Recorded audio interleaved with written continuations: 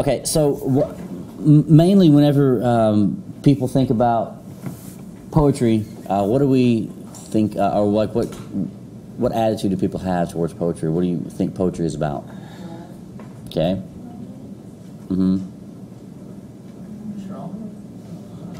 Trauma. Right. Yeah, I get that. Most of the time, it's love, romance, emotion, expression, or kind of trauma. This idea of either declaring your love or expressing yourself. And most of the time nowadays, more modern times, really, people think that poetry has to be about really just horrifying, horrible events and deep, dark secrets and things that are a way of expressing yourself and all that. And in reality, that's not true at all. That's not poetry. I mean, that's like a journal entry, right? Or just writing in general. Just expressing something or telling a secret about yourself and then chopping the sentences in half, right? And then having them look a certain way on a page, that doesn't make it a poem.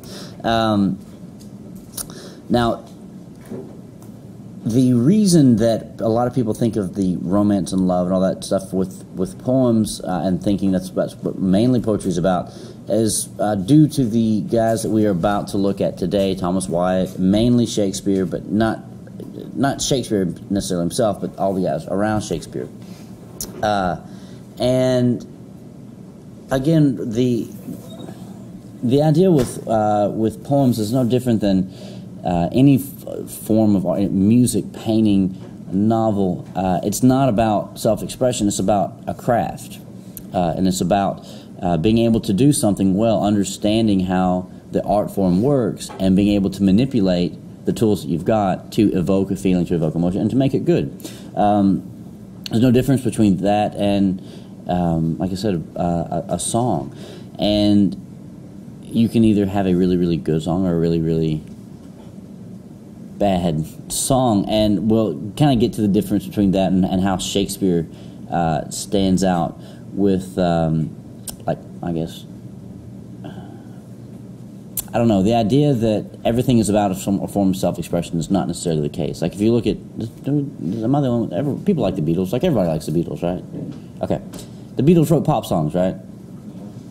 They wrote really, really, really good pop songs, like really good pop songs. And now, like, 30 years later, 40 years later, people look into all these lyrics, like John Lennon's lyrics, Paul McCartney's lyrics, and they mean, like, people, their lyrics mean a lot to other people, right? But they didn't mean anything to McCartney or Lennon. Half the things that they wrote were just so that they could buy themselves another pool, right? Or buy themselves another mansion. Like, they were really good at writing really good songs, and they could craft songs, and they had a way with words. But that doesn't mean that they felt that way, right? They weren't being honest about themselves. They weren't expressing themselves.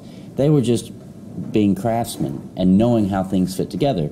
And poetry is it's the same principle that applies, but a lot of the early stuff does come off as kind of a form of self-expression and expressing these inner desires that kind of gets stuck with that label or with that idea of poetry. And if you look on, well, we don't have time to get into They Flee From Me, but They Flee From Me, just the title of that poem, ties in very much so with Whoso Lists to Hunt on 459. And at this time,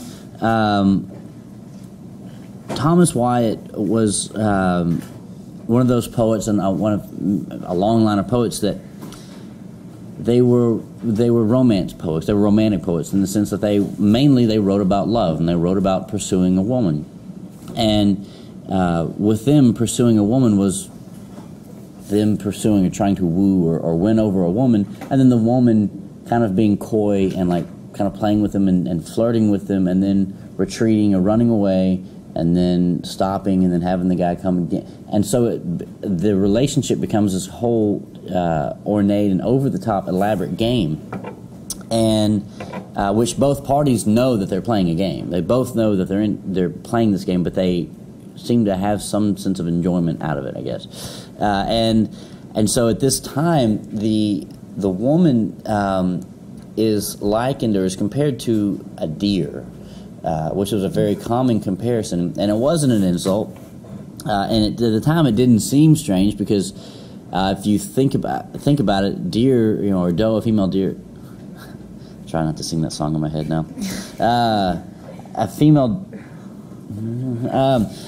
deer is, you from afar, right? They look very mild and meek and